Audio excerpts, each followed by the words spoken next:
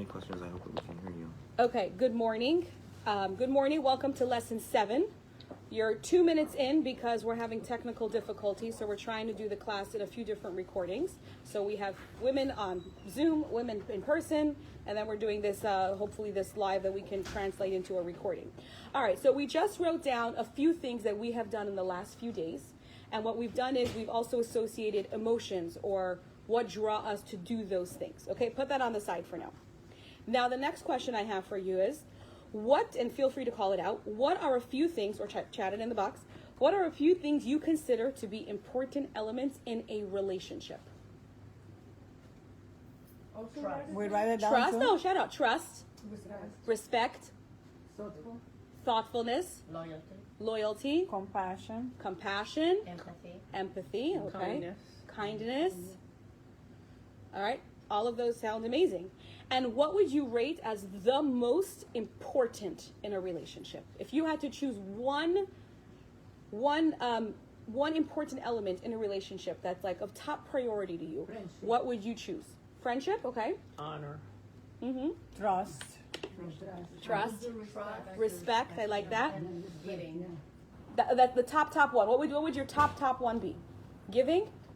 Someone who's a generous person. No, if you give, the other one will give. So reciprocal. Yeah, I mean, just love is to give. Yes. So Love is to give. Okay, I like that. Trust. Okay. So we have some great, thoughtful answers here. And okay, let this cook in your head as we dive in. So people a lot of times ask me, they say, how do you do it all? Right? Because thank God I'm a wife, I'm a mom, I'm a special needs mom. I run a Chabad with all the responsibilities. And I do get asked, how do you do it sometimes? So there's two facets to that question. One is physically, how do you do it logistically? And there's many answers. Hire help, delegate, prioritize, blah, blah, blah. And that's a whole other answer. But also the question could be, how do you do it emotionally? Right? Because there's two facets to everything that we do in life, the physical and then the emotional. How do you do it? How do you do it emotionally? Meaning, yes, when you start out doing this way of life, you have that initial excitement. When we start something new. But as everyone knows, excitement only lasts you X amount of time. So what causes someone like me, and everyone has that in their area of their life, what causes someone to continue the passion when it might mean no off days, no work hours, no personal life, all of that? What causes someone to do that? Like what drives me? And it was something that I thought about. Like, what drives me to do that? To devote my life to something like this? What drives me to do that? And so when I thought about it, I said, really, I think number one is the fact of loving, and this is obviously a very short answer and that we can sit here for hours and discuss, is that obviously, first of all, it's a love of the community, it's a passion, and also it's a love of the fact that I can help spread Yiddishkeit, spread Judaism, and help this community grow and develop. And I think that's kind of the fuel that fires that passion to keep going. And what we do is, how do I keep those emotions going? Because obviously everybody falls into slumps sometimes. We're human beings. And to me, it's all about going back to the source.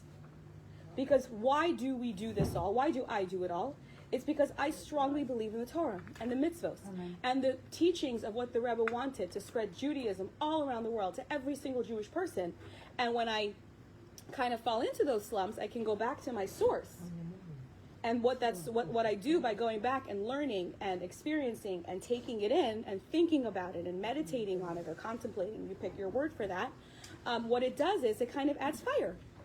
And that fire helps me fuel myself. And that really is how I keep the emotions going. There's no chick-chock easy fix, right? It's something that takes work. Life is a journey of work. And when we go back to the source and we fuel that fire, that is how we refuel ourselves to keep going.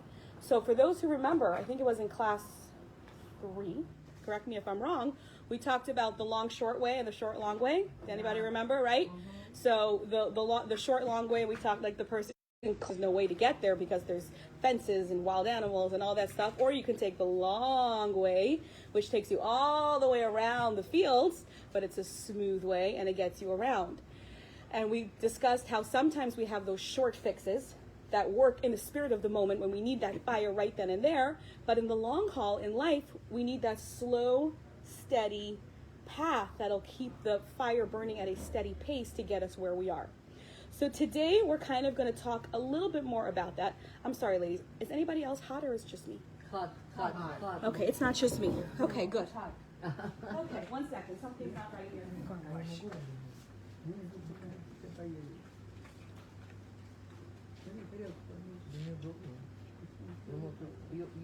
Oh, no. You don't mind? No. You can hand it. Someone put the AC at 82 degrees. 82? 82. What do you say? Don't worry, I'm fixing that. 82? Someone put it up. It was Okay. 82? Yeah. Why we were All right. hot? Yeah, exactly. You were hot yesterday, now you know why. No, yesterday wasn't the problem. No, no, we're gonna get better. Okay. So here's a question for you ladies. Can you serve Hashem without passion? No. Yes. Yes, Yes. you can. Yeah. Well, yes. Technically you survey. can. Wait, yes, technically you can. And it's really called technically. Technically you can. We've discussed doing mitzvot. I can technically keep Shabbat. I can technically give charity. I can technically light Shabbat candles. I can have no feelings, no emotion. And I just do them because this is what I was raised to do and this is what I think is right. But there's no emotion. And we've all met such people. I don't know if I always hear stories about like adults who've gone to Hebrew school 50 years ago. Hey. Who is it? Emmanuel? Yeah. He lost a lot of weight. Yeah, his wife. Did you see Emmanuel just walked out, Leah? You can even see him now. Yeah. So what's it called? So we've all heard the stories about like the Hebrew school teachers of 40 years, 50 years ago, right? Who like they didn't have any regard, just teach. If you ask a question, we don't ask questions. Or those older people in shul who shushed us as children because this is not, come, be quiet, do your thing, and leave. Let's go, right? So we've all met such people in our life. And technically, it is possible to live a Torah mitzvot lifestyle without passion. But do you want to be one of those people? No. Not I don't want to be one of those people. I don't think anyone around this table or on the screen wants to be one of those people. So how do we build a relationship with God, with Hashem, based on passion, based on excitement? And so we actually touched upon this last class towards the end of the class. And if you actually go to your books on hold on 1 second, on page 134, while you're turning there, if you notice there's little birds, some of them fell down. There's little birds around the table. Remember those as kids? Those are fun. So you'll notice these little birds, and we have those little birds, that balance on your finger. Yes. And what we talked about last week is the concept of a bird is a bird. Even if its wings don't work, it's still a bird. But it's a shame because the wings are what makes it special, right? Wings help a bird soar. And we talked about how those wings symbolize two very, very strong emotions that we're actually going to talk about a lot today, called love and awe. And we're going to break those down. Love and what? Love and awe. What is it? We're going to discuss it. Awe can be fear, respect, wow, like, like that's really what awe is. And so what those two emotions do, A-W-E. Yeah. We're going to discuss it. Don't worry. We're going to discuss it. All right. Fear of God. That's why we're explaining it. That's why we're explaining it. So what do those wings do? Number one, the wings are extra. They're special because what they do is they take our mitzvot and they take our Torah and they cause them to fly. When you have awe and when you have love, those are the wings that make our mitzvot fly. But besides for that, when we look at that long short road, when we incorporate those emotions into us, they really serve as the foundation because they cause us to have a lifetime of serving Hashem in a passionate and exciting way. There, that's the better word. Okay. So the benefit is that whatever I do makes a bigger impact. We talked also a little bit about last week. When someone does you a favor, for example, right? So let's just say you weren't feeling well, your friend cooked you dinner. Okay, that's just a quick example. Okay, so we all know that two kinds of dinners can show up. There's a dinner that someone wrote with a little handwritten note, thinking of you, hope you're feeling better, and they made all your favorite foods, and it feels like a big warm hug that showed up at your door, right? There's that kind of dinner being cooked. And then there's the dinner where they threw chicken and rice in a pan and just dropped it you off can outside check your yourself. door and whatever. And by the way, and they both did the favor. Both of them gave you the favor. Both of them gave you that dinner. But which one was like, aw, the first one, right? Because you felt the love. So there's something really special about feeling that emotion, feeling that excitement, feeling that passion, and that's what we're kind of going to be discussing here today. So how do I get myself to feel that way? Meaning, I know what I have to do. Hashem laid it out. I have the 613 mitzvot. I know what I need to do, but how do I get that fire? How do I get that passion? And so there's an interesting story told by a man named Stephen Covey. And he says he was once on a train. I guess it was a longer train ride. And as he's on the train, he sees a bunch of kids, siblings, and they're making a lot of noise and just like really not behaving very nicely. And so in the beginning, it kind of annoyed him. And then as time went on and these kids are getting crazier and crazier, he's like, what is going on over here? So he goes over to the fire and he goes, excuse me, sir, can you please get a handle on your kids? And why are they behaving this way? He goes, I'm really sorry. Hey, Shira. No worries. He said, I'm really sorry, but you have to understand that I actually can't change their behavior today. Unfortunately, their mother passed away, and we're on the way to the funeral. And so I can't change the behavior. And so he said, for the rest of the train ride, the noise and the disturbance was still the same, but it didn't bother him anymore, because he saw that those children were going through something terrible, and that is how they were expressing it. So what this is a powerful way to show us is that how do emotions start? They all start with a conscious thought. That is how emotions come. If you like go back and think, how did I start feeling this feeling? It usually started with a thought. So when we choose to focus our mind on something, generally that will create the emotion. And yes, this takes a lifetime of work, because this whole thing is a lifetime of work. But that is just the background of how we do it. So we actually have she'll take if she wants. Yeah. So we have two emotions that are the primary emotions, and then obviously they branch off into many categories. And as we just told before, those two emotions are love and awe. And like we said, they're compared to the wings of a bird. They help us soar when we do mitzvahs. They're our foundation. So what is love? Love draws us towards something, right? I want to draw towards that thing. That is what love is. Awe causes us to draw back, like take a step back and say, wow, have respect for that, all that stuff. Awe can be fear, it can be respect. Those are all different variations of the word of awe, for those who are learning what the word means today also. And interestingly, Hasidus has many, many words for these emotions, because Hasidim spent a whole lifetime perfecting and working on these emotions. Obviously, we're like scratching the surface today, as we know. This is the surface. If you'd like, I can give you resources to obviously go a lot deeper.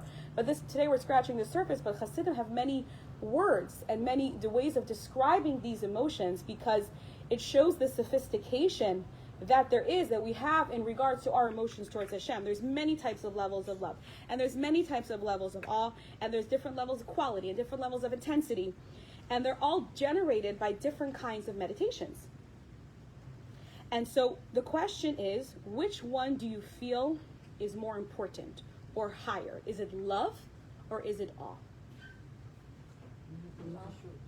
Which one do you think is the most important? Love or awe? And awe also means fear. It means respect. I think all. Okay, we heard awe. Awe. I heard someone else said love. What else? What do you think? If you had to choose one, which one comes first? Which comes first? Which one do you need first? Listen, if you're not going to have both, you're not going to have love. Awe. Okay, we're hearing a lot of awe. Okay, so what do you think, Michelle? I'm not sure. Okay, she's like, I need Because both. after We do need both, contemplating, but right. which one do you need first? I think you need love first. You think love? Okay. The love before you get to the awe. Okay, so we're You have to. If you have love towards, geared towards you, I'm not saying you outward towards you. then no. you have- What do you think you need? Meaning, not what someone's giving to you. We'll discuss that. But which one, if in a relationship, and it could be in a marriage, in a friendship, in a work relationship, all of that in relationships, which one do you think needs to be there first? I think love. Love. Okay. I think awe, and then that develops. Okay. So we have some very. Okay. All right. So we know that we need love, because love is what makes us want to be close to Hashem and want to do mitzvahs, and and we express that love in what we do. But we also know that awe is about respecting what we don't do, right? Because we know there's two ways to do this. Love is about self-expression. It's about kindness. What can I do for somebody else that show my love, right? And awe is more about self-containment. It's making myself smaller for you. It's also rejecting things that you don't like. It's avoiding negative things that you don't like. So we said, which one is more foundational? So let's look at a relationship, let's say between a man and a woman, okay? So I'm going to give you a scenario. We have a husband and a wife, and husband usually comes home, let's say around 5, 6, 7 o'clock, let's just say for the sake of the story. And today, husband comes home at 9 o'clock. Does not call, does not text, does not communicate, rolls in at 9 o'clock, and he has a bouquet of flowers. What do you feel? Why? Wait. What do you, My love, where are you? I love you so much. Okay, one second. No, but I'm asking a question, okay? Put yourself in the shoes for a minute, okay? It's a busy household. He did not communicate in any way, and he rolled in at 9 o'clock at night with a sheepish bouquet of flowers. Okay, how would you feel? Meaning he's showing his love. Okay, would you be happy? You would be furious. All right, so I'm getting a lot of the wives here. Okay, exactly. Because what did he do? He disregarded her feelings. He didn't respect her boundaries. Meaning, yeah, obviously people come home late. That's life. But when you let someone know, that changes the whole picture. But what does this show? Yeah, he loves her, but he didn't respect her. And so. I still think about this. And so what does that love do if the respect is not there? We're going to break it down a little bit more. Because when you are not respected, it is very hard to feel love, especially if that happens over time. You're with me? Or you're like, not sure? I think this is most important. Going back to Sarah, you might have relief coming because you do love. Okay, you were worried. Yeah. Okay, so relief oh. that the person's Okay, but once that fine. relief passes, what's the emotion? I like to. Well, no, then you'd be upset. That I'd be they pretty didn't upset. follow Exactly. you. Exactly. So we can love Hashem, right? We can love Hashem, and we can do certain mitzvahs that feel like that is the way we are expressing love. But if there's no respect, if there's no awe, what can happen is say, I don't think this mitzvah, I don't feel connected, I'm not going to do it. And you don't feel there's a contradiction because you love Hashem. So you don't feel there's a contradiction to not doing that other mitzvah. And as we all know, it's easier to do something than it is to not do something, right? It's easier to do than not to do. Because doing is love, it's self-expression, and not doing really is humility. It comes from respect when we don't do something. For example, I love my children. I love them with all my heart and soul. And I do everything for them. But I have one of my children, as we know, every single one has a different personality. One of my children hates big deals being made about them. So if you take them to the restaurant for their birthday, you better know that you better not have those waiters come out with the streamers and the sparklers and all of that and sing happy birthday, even though you might think it's amazing and you would love that, so you want it out of love, but you have to know your personalities. And so what you do out of respect is you don't do that. And that is also because you have to respect, in addition, obviously you have to love, but you have to respect first. Because if you just do whatever you think that you feel, that's not really love. You're right? It's not really love. Okay? Because exactly, when we don't have respect, what it does is it blocks the love. So we need to have awe. That is the first emotional building block foundation, whatever you want to call it, in our relationship with Hashem. So there's a lot of definitions. We talked about respect, we talked about fear, we talked about awe, and those are just little tips of the iceberg of how we can describe this word. But for the rest of this class, we're mostly going to refer to it as awe. So what is awe? If I go to the Grand Canyon for the first time and I stand there, wow, right? That wow factor, that awe that I feel in the face of such splendor, wow. Seeing the beach for the first time, or the first time after you've been away for a few months, and you look at how did this come to be? Wow. Hearing a piece of beautiful music, or reading an amazing poem, or fill in the blank for whatever it is, a piece of genius that was written. Wow. I take a step back. That is awe. That is that wow factor. We get overwhelmed by the experience. And so when we talk about the fear of God, which I'm sure all of you have heard, we're not talking about hell and brimstone. Sort of like you'll hear, sadly in other religions. That is a very primitive and childish way to look at fear of God. A more sophisticated way of looking at it is a sense of respect, a sense of reverence, a sense of awe. and that feeling of awareness of Hashem's greatness and his presence. Is everyone with me so far? Yes? Okay. So what we're going to do is we're going to try a meditation. No, we're not going to put on soft music and all that stuff, okay? There's many different ways to meditate. I personally am not one for the soft music and all. That's just not my personality. But what we're going to do is we're going to open the Tanya. And we're going to read the Alter Rebbe's words. And what we're going to do is I'm going to read like a line or two at a time, and then I'm going to kind of elaborate it. Okay? And we're just going to talk about how that works. So we're actually going to turn to text number 1 on page 135.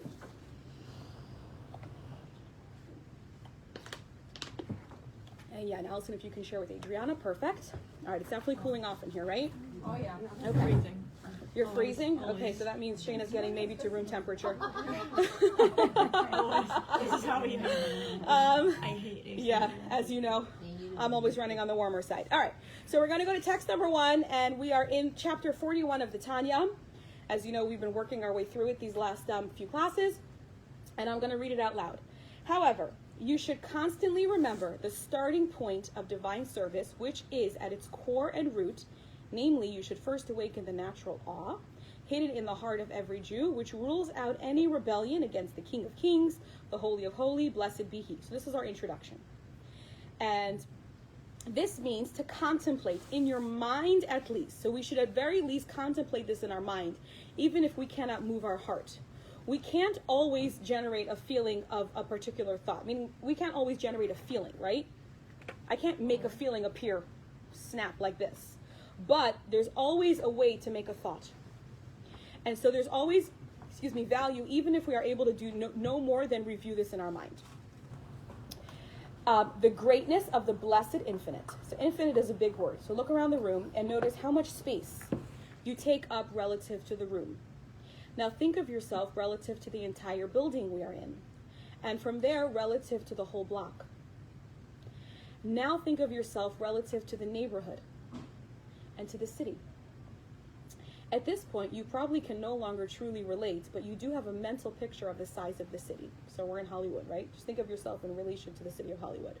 Now let's extend this. Think of your minuteness relative to the size of the state, the country, planet Earth, the solar system, the galaxy, and the entire universe. At this point, you can't even create a mental picture. This is still the finite, yet it is beyond what we can even grasp.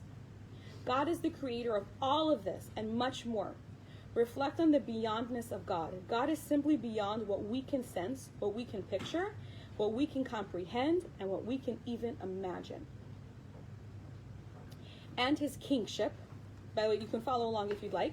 As used in Kabbalah, kingship can be seen as a code word for having a relationship. For a king, as opposed to a dictator, rules by virtue of the relationship between the ruler and the ruled.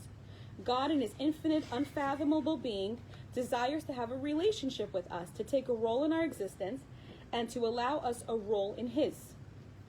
That rules all the worlds, high and low, all the worlds, higher and lower, unfold for the purpose of this relationship with us that God desires. All of existence is one huge stage set for this relationship. Yet he leaves the high and the low creations aside and singles out the Jewish people in general to bestow his kingship upon them. Within this stage set, that is the universe, God selected Abraham and Sarah and their descendants as the focal point of his relationship, assigning the Jewish people the role of serving as a light unto the nations to transmit his message to all of humanity. And the Alter Rebbe continues, and he singles out me in particular to bestow his kingship upon me. Every one of us must say that all of creation, in all of its vastness and details, is there for me. This relationship is so important to God that God would have created it all, even if I were the only person in existence, as was Adam before the creation of Chava, of Eve. For each person is obliged to say the world was created for my sake. The Talmud asks why, in the Torah's account of creation, humans were the only species created alone, rather than in pairs. The answer given by the Talmud: for each person is obliged to say the world was created for my sake. This underscores the great responsibility carried by each individual. And I accept his kingship upon myself, that he be king over me. Recognizing this, we willingly enter this special relationship, for God has created all of the universe for us to take on the role he has given us, to serve him and to do his will in all kinds of service. It makes no difference at all what we are doing. The point is that we are here to serve. The great privilege is that in this amazing relationship, God has enabled us in some way to be of service and to play some active role. And behold, God himself stands over me. We sometimes forget this encounter. The Alter Rebbe continues, the whole world is filled with his glory, yet he looks to me and searches my inner parts and my heart to see if I am serving him as befits me. So yet this God, with whom we have a personal relationship, is the same God we spoke of before, who is beyond anyone's ability to grasp or comprehend. We can't hide before God. He sees within our innermost parts to determine whether we are appropriately serving. Before God, there can be no hiding or... If I was the only one, that's the reason the world was created for. And so, just to stop and think about those two opposing things, like the world is so big, and yet I am so small, yet the world was created just for me. Where are we? Okay. So to further this point, there's a joke about a newly licensed truck driver. So he's fresh on the road, and as he's driving, what does he see? An overpass that says clearance 14.5, right? And he's thinking, okay, my truck is 15.2. There's no police cars around. No one's going to give me a ticket. Let me try to go for it. Everyone's going, you idiot. Obviously, we know exactly what's going to happen, right? So if we notice what we just talked about, there's no mention of punishment in this chapter that the Alter Rebbe spoke about. It reflects on the relationship with Hashem, the greatness of Hashem, and his presence in my life. So even when, think about it, when you are around, when we are around people, even people that we're close with, right? We behave differently than when we're alone. Right? Okay? We do. We check our impulses. We control our behavior more. Right? That's just, we weigh our actions. This is just what's hopefully what we do. That is a sign of a healthy adult. There's a reason that the kids don't have that yet. That's something that happens as we grow, and it's something that is a sign of a healthy adult. So how much more so in front of Hashem, who's not a regular person, obviously. He is Hashem. We just talked about his greatness. We need to think about how we make Hashem feel real in our lives, how to focus on that relationship. So if we go to text number 2, it's on page 138. Michelle, do you mind reading? I don't mind reading. Okay. The natural hidden awe referred to earlier, in order to translate it into action as a fear of sin that ensures that we will turn away from evil in action, word, and thought, we must extract it from the hidden depths of the heart's understanding and bring it into the realm of actual conscious thought in the brain. To do this, we need to immerse our thought in it for an extended period of time until its effect emerges from the potential into the actual, so that we will turn away from evil and do good in thought, speech, and action, because of God, who looks and sees, hears and listens, and perceives all of our deeds and searches our inner parts and heart. Okay. So what is that telling us? If we actually took the time, and I think for today's generation, I was thinking about it myself. It's very hard. Like, I know we live in a very go society, right? That's just the society that we live in today. And I think social media and the fact that everything happens so fast in today's world, news is fast, everything is fast, fast food, fast. I think what that's done to a lot of us is we actually don't take a lot of time to think. I mean, I know That's this. the point of the society. Yes, no, I know, but so I think when we stop, and we actually think about thinking. This really drives the point home, because when you actually pause and take that time, turn off the phone, turn off the computer, turn off the TV, and just sit for a moment. And I think the younger you are, the harder it is, because it's just, we've been raised in this technological universe. And when you stop and think, and just think for a minute, think about yourself, think about the greatness of Hashem, think for a minute, and when you do that every day for 3 minutes, 5 minutes, 10 minutes, whatever it is, that can slowly build up over time to help you get into this mindset. So there's actually a great story, and I actually didn't know the source of it, but I learned about it when I was doing this class. So when we were kids, we used to watch these videos, and there was a puppet show. It's called Somebody's Watching. And basically the story, I'll tell you the real story. It was a cartoon, and it was a very famous man called the Chafetz Chaim, and he was traveling with his wagon driver, and they were passing some orchards that obviously were privately owned, and the wagon driver said, no one's around, do you mind, I'll stop the wagon, just watch, and I'm going to fill up some fruit, and then we'll be on our way. And because it's quiet around here. And so the driver goes and starts filling up his fruit, and the Chafetz Chaim says, wait, somebody's watching. And so the guy runs, and he goes, what do you mean? Like, okay, let me try again. And then somebody's watching. He goes, what are you talking about? Who's watching? He goes, he's watching. Right? Yeah. So we have to know Hashem is always watching. So let's just put this scenario. You come home after a long day, okay? You're working or you've been out running errands. It's been a very long day. You come home, nobody's home. Adriana's going, yes. Nobody's home. The house is quiet. What do? You throw your shoes off in that direction. Your sweater goes draped over the couch. You're hungry, open the fridge. There's leftovers from last night. You eat out of the container. Maybe you take a swig of the drink from the bottle. Anybody ever do that? No, never. Okay. Now, what if one of your family members was home? You may not swig from the bottle, okay? You may say, get a cup, right? Because you're trying to teach them good lessons, teach them good manners, right? Okay. Now, what if your mother-in-law was in the house? You open the door, you close the door. Okay. You Dina pretend says you open the door and then you shut. Okay. I've never been here. All right. So what does this show us? We obviously behave differently. We're going to be mother-in-laws one day. You're going to be nice mother-in-laws. Okay. Not getting married. My daughter-in-law Okay. doesn't think about me that way. I'm sure she doesn't. You're very nice. And obviously you can replace mother-in-law with somebody that you respect or you care about their opinions. It doesn't have to be your mother-in-law. It could be, pick it up. Okay. Mother-in-law wasn't as good as All right. We're going to put Dina standing in your kitchen, okay? I'm saying Dina is standing in your kitchen, and she's not usually there. We act differently with ourselves, and then on another level with the people that are very familiar with us, our very close family, our very close friends, and then take it a step further. So we have to start thinking in a presence, obviously greater than even that. We are always in the presence of God. He's always in our lives. So there was a man named Will Rogers who said, live in such a way that you would not be ashamed to sell your parrot to the town gossip. Yeah. Right? To say what? I'm sorry. Live in a way that you won't be ashamed to sell your parrot to the town gossip. Oh, okay. Because parrots like to say what they hear in the house. Yeah. So we know that Hashem fills the heavens and the earth. The whole world is filled with His glory. And when we take that thought and we put it in our minds and we stop to think about that, and there's many exercises and meditations in the Tanya that can help us get to different levels of that, it kind of helps us generate that feeling of awe. And then what it does is it heightens our sensitivity.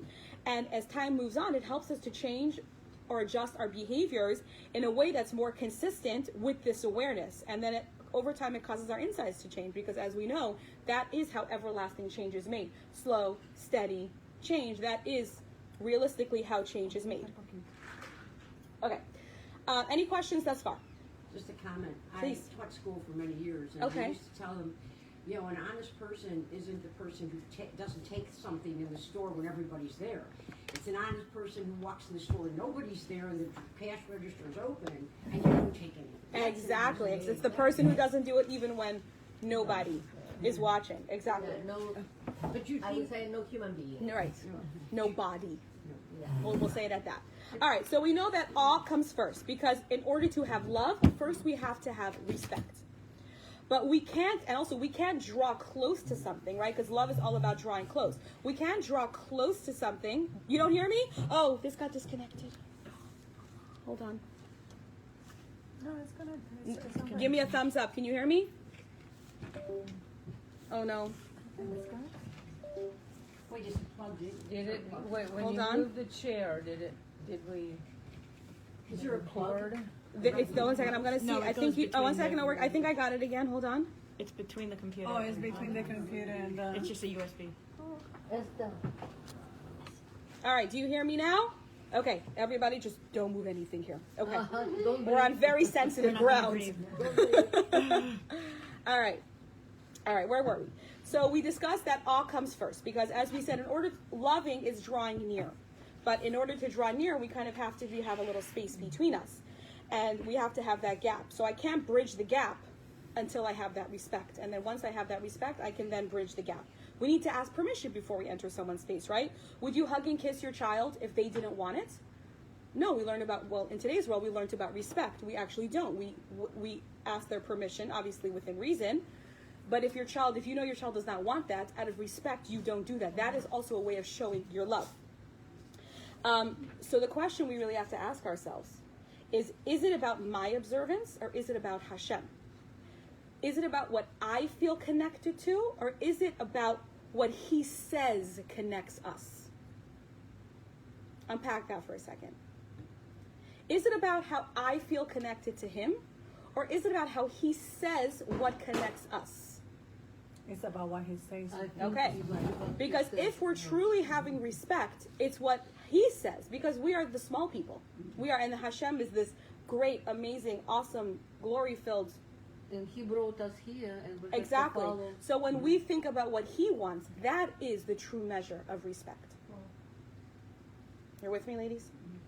You're hearing me, ladies? Okay. All right. So let's move on to love. We've talked about awe. Let's move on to love. How do we foster a love for Hashem? So there's many ways to do it. Today we're going to focus on something called emotional reciprocity, which basically means mirroring the feelings. Meaning if I smile at you, generally you will smile back. If I show nice things to you, generally you show things back, right? That's mirroring someone else's feeling. So if we go to text number 4, which is on page 140, I'm going to read it because I don't know if everyone here is hearing when someone across the room reads it, so I apologize. A straightforward path lies before everyone, making it very, very near and equally available to all to awaken and ignite the light of the love ingrained and hidden in our hearts. Namely, we should take to heart the meaning of the verse, as the water mirrors the face to the face, so does the heart of one person mirror the other. This means, as the image of the face you show to the water is reflected identically in the water, exactly so is the heart of one trusted friend to another. One's love stirs a reciprocal love in their friend's heart, so they thus become trusted friends to each other. This trait of reciprocal love is innate to all people, even between pairs. How much more so if a great and mighty king shows his tremendous love to a commoner, a wretched outcast, a lowly creature relegated to the trash dump. The king comes down to him from his majestic palace with all his entourage. The king stands him up, raises him from his trash dump, ushers him into the palace, and takes him to the innermost room of the king's chambers, where no minister or servant ever enters. The king shows him close companionship and embraces and kisses him with genuine affection and spirit-to-spirit attachment of the whole heart and soul. How much more will this awaken an automatic love, doubled and quadrupled in this humble outcast heart, towards the king's soul, with a true attachment of spirit from heart and soul, from the endless depths of his heart. Even if he has a heart of stone, it will pour itself out like water, with soulful longing for the love of the king. Take care. Okay? So what is this talking about? Just imagine the scenario. Someone who's on the bottom of the rock bottom, so to say. And the king comes and lifts him up and shows him respect and takes him into the palace and shows him love. What will that person feel like? That person is going to feel love back to the person who showed him such love. Hold on one second. Let me just make sure I'm not missing anything. All right, so we know how grateful and indebted that man feels, because he's gone from the lowest point, really, to the highest pinnacle, so to say. Is the king supposed to be synonymous with God? Right? Well, obviously God is so much greater than a flesh and blood king. We're using it as examples to make our human minds be able to grasp it. So, and we know that we live in this physical world, but we know there are many, many other worlds, and they're all spiritual worlds. And in those spiritual worlds, there are so many different kinds of angels, and so many of them. And what did Hashem do? He chose this physical world. And not just that, he chose the Jewish people, who make up less than 1% of the world population.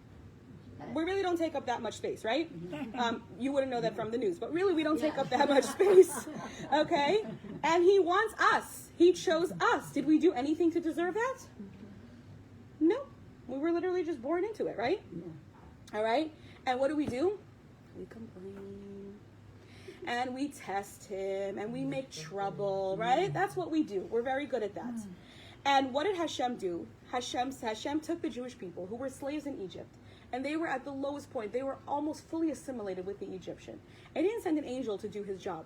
Hashem himself came to Egypt.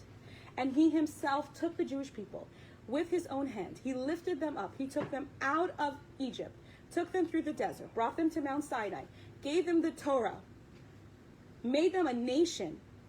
Okay? Side note, next weekend, Shavuot, we're going to remember that happening. So we'll give you all the information soon. And what did he do? And he gave us that pure love. He gave it with hugs and with kisses. And what does a hug represent? A hug represents the closest connection, like our outer expression of love. And that really represents the mitzvot, because we do the mitzvot with our physical bodies. And what does a kiss represent? A kiss is breath to breath. We're sharing that, right?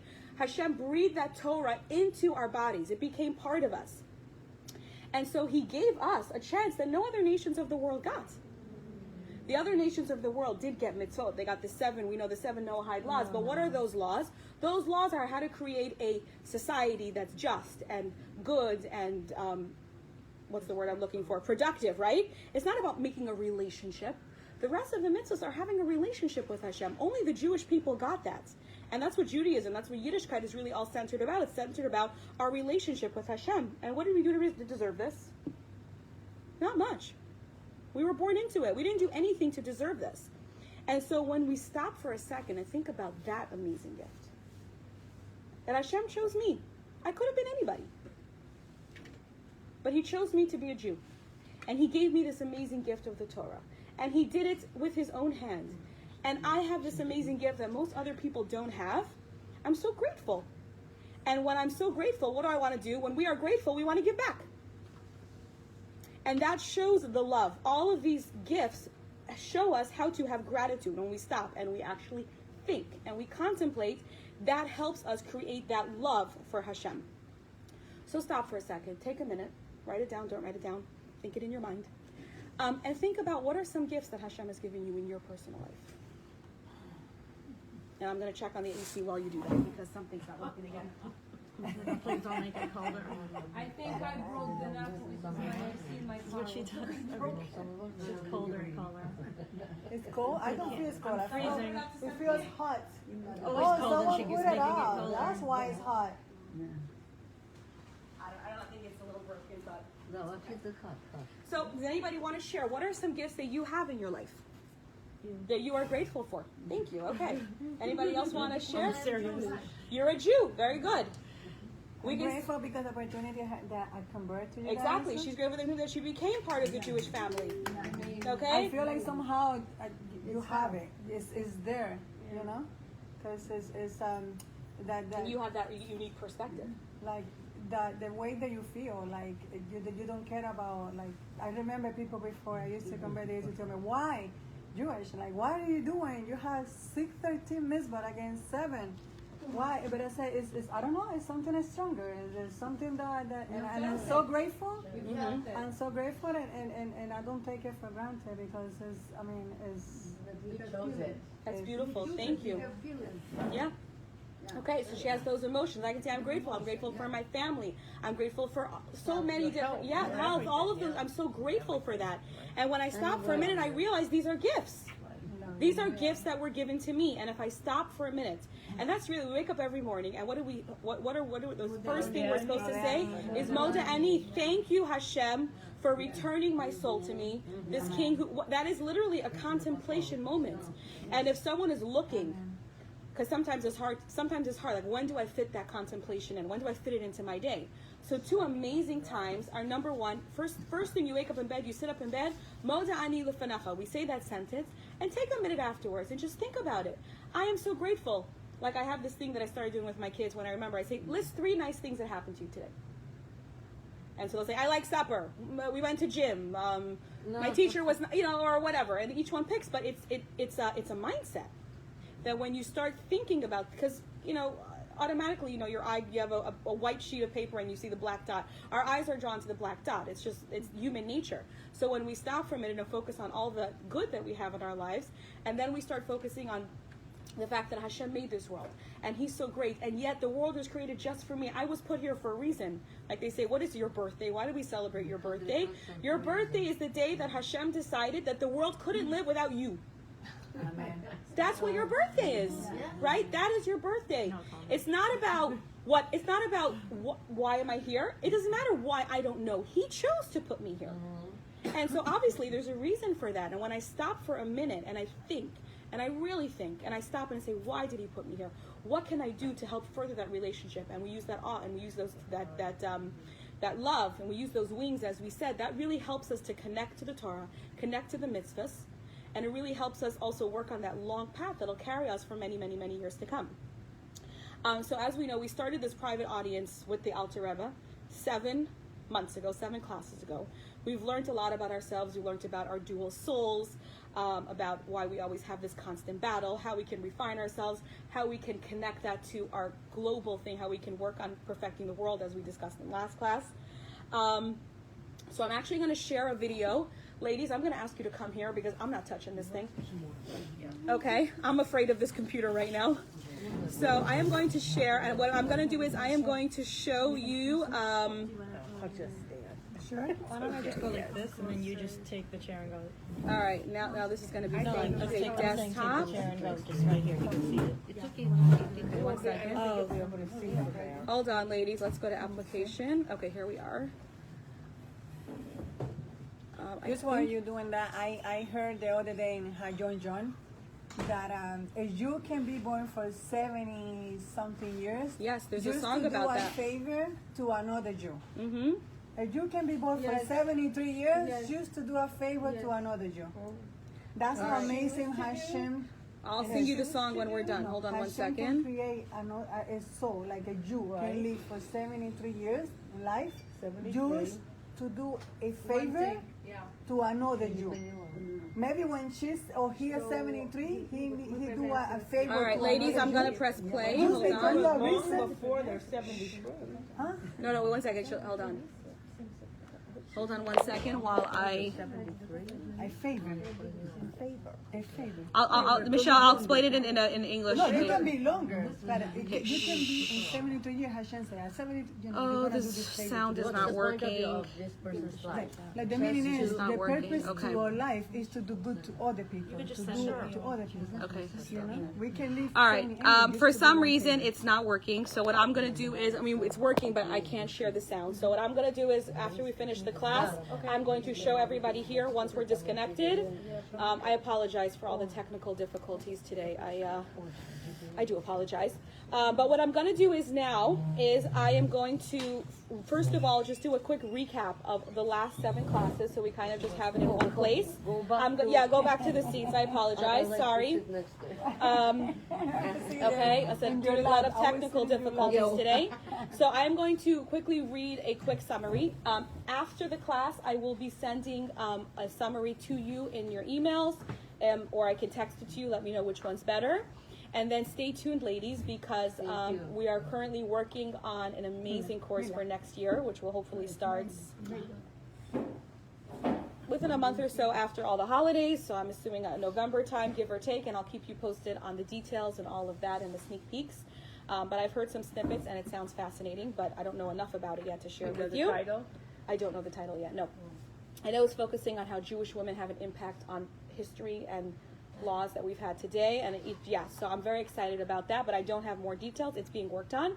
As you know, this is actually what we're doing here, ladies. This Rosh Chodesh class is actually part of, I think, over 200 chapters worldwide, and I mean worldwide, in every country.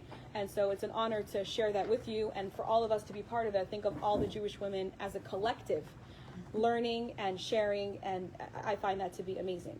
All right, so if we remember way back when, 7 months ago in lesson 1, we learned the fact that I have 2 souls inside of me, and they both have distinct identities.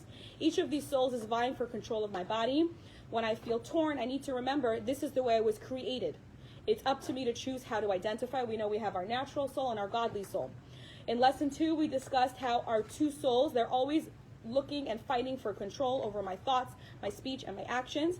I may not be able to control the urges, but I can control my behavior in any given moment, and I can choose to be, we learned the concept of a Beinoni. We learned what a Rasha, a Tzaddik, and a Beinoni is. Lesson number 3, it is so much easier to control my behavior when I bring my feelings along with me, and we actually brought that even more today. I was born with a deep loving connection with Hashem. I can tune into this relationship and avoid any form of disconnect with this inherent bond. Every mitzvah is an opportunity to deepen the connection.